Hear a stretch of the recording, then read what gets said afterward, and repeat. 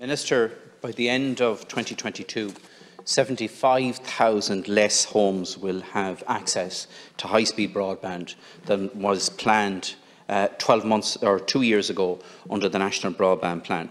That's a full 12 months of the build of the National Broadband Plan. We're going to be behind after the first 2 years into the project, and this is going to have a significant impact on the uptake of remote working across the country and an overall impact in relation to climate emissions, particularly in rural areas. Minister. Thank you very much, Deputy Naughton. In addition to the challenge of the delivery of the NBP due to the COVID-19 pandemic, NBI has faced a range of other challenges due to the sheer scale and complexity of rolling out fibre to the home in a rural environment. And these include significant tree trimming to ensure cable can be placed on overhead poles, remediation of ducting that has been in place for many decades, the coordination of hundreds of contracting crews, and addressing the many issues arising week on week, which could not have been foreseen until the build crews commenced work on the ground. My department has worked closely with NBI to put in place a remedial plan under the contract, and the plan addresses delays experienced by NBI, primarily arising as a result of the COVID-19 pandemic, and it rebaselines milestones for 2021. Work is underway to rebaseline milestones for 2022 and beyond. NBI has implemented a number of measures to help lessen the impact that these challenges have had on the rollout, including increasing the rate of pole replacement and duct remediation per month, bringing in additional NBI resources, earlier procurement of material and in the build stages, bringing in additional subcontractors.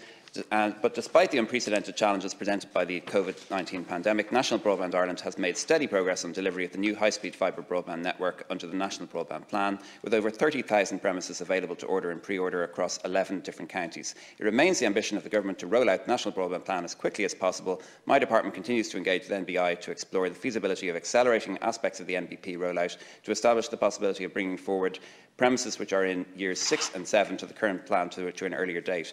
However, the primary focus must be on addressing the delays which have arisen and ensuring that National Broadband Ireland build programme gets back on track and is building momentum month on month. And I think it's good that NBI is coming in to the Oireachtas committees and being directly cross-examined so that their testimony can line up with what we're saying as well. It is essential that we make progress on the National Broadband Plan. And it's something that I work on every day. Minister, there's a contradiction here in what we're being told. We're told that primarily the reason for the delays in the build-out are because of COVID-19. And that just doesn't stack up. There have been ongoing delays in engagement with local authorities, with CIE, with Transport Infrastructure Ireland in terms of getting access to infrastructure. And that doesn't seem to be acknowledged by anyone. Why? Why is there a cover-up and a failure to acknowledge that? And secondly, Minister, can you answer one simple question to me? And that is, the single biggest subcontractor that National Broadband Ireland has is AIR. AIR have achieved their timelines in last year in 2020, in 2021, and are expected to overachieve in 2022. And they had to deal with COVID. So how can AIR deliver and National Broadband Ireland aren't? Thank you. I think for a start that all the major fibre installers have had delays and have been affected by COVID, and I spoke to them directly about that. Obviously, NBI is a brand new company and isn't directly comparable with AIR and is reliant on contractors with whom they have shorter relationships. In terms of TII and CIE and any difficulties, I heard your comments on that, and I am willing to investigate those and see what can be done to improve that situation. Through the chair, Deputy Naughton knows that COVID really did cause real problems. If you're in remote rural areas, that would not have been the case if you're installing fibre in a city or a town. If all of the B&Bs are closed down in remote parts of Cork or in Donegal, and you can't house the contractors overnight, if you're reliant on contractors from another country who can't travel because of international travel restrictions, there are real problems with the COVID, but it's not all due to COVID. Some of the issues that I outlined there are not covered by that type of force majeure, and they will be subject to penalty clauses. Minister, any of us TDs and senators that come from rural Ireland, we were able to get accommodation right throughout the lockdown. There are hotels, restaurants and guest houses right across this country that would have thrown open their doors if they were approached in relation to it, and some of them did in relation to contractors. Local authorities can find emergency accommodation, and they would have a relationship with a lot of B&Bs around the country. So that just does not wash.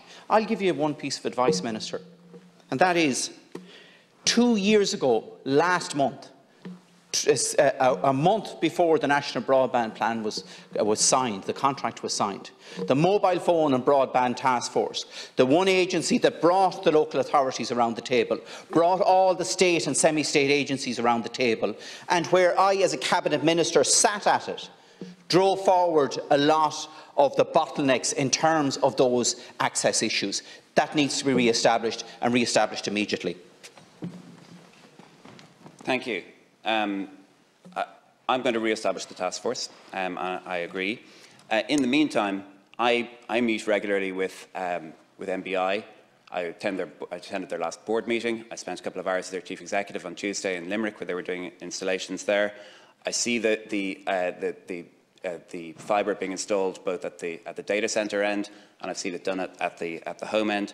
I met with the chief executive of AIR earlier this week as well, and I am offering to facilitate to make sure that all of the stakeholders can work together, and to make sure, I think, that there is a role for government being in between a number of different parties who are either competing with each other or contracting from each other, to ensure that that hurdles are overcome, that regulatory changes can be made where they're needed, and just to act as an honest broker in between, and as the person who's the major customer for making sure that this project is delivered. It is one of the most important projects in the history of Ireland. It is absolutely essential that people in rural Ireland have high-speed broadband so that they can live their lives, and I'm going to do everything I can to make sure that the project is delivered correctly and on time.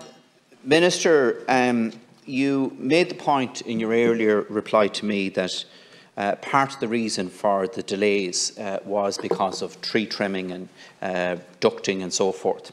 Now, as I've said to you, AIR achieved the targets to date, the single biggest subcontractor to National Broadband Ireland, who subcontracted out that work to the exact same subcontractors that are working for National Broadband Ireland. But the difference here was that AIR was working on existing infrastructure. It didn't require consent or approval from Irish Rail, from local authorities, or from Transport Infrastructure Ireland, and that is a significant problem.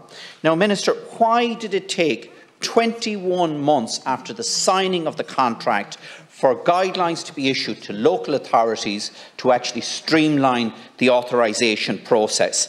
And Minister, we're told that there will be primary legislation to support those guidelines.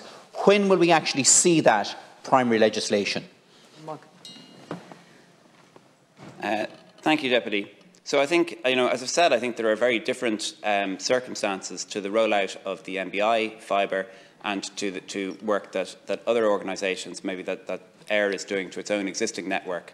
I think MBI is a new company coming into a market. They're trying to connect people who previously have not been connected. They have a lot of new works to be done and they don't have those existing relationships with suppliers that other people had. That doesn't mean that their excuses for delays are reasonable, and it doesn't mean that they don't get penalty clauses applied for the delays that happen. But there is a learning from those, and my focus will be to make sure that that the delivery is accelerated, and it has accelerated. And I think that if you look at other projects like the vaccine rollout, that there are periods of time where the ramp up happens, where in this case, where the surveys are carried out, where initial work is carried out, where lessons are learned before a much larger rate of rollout is achieved at later points.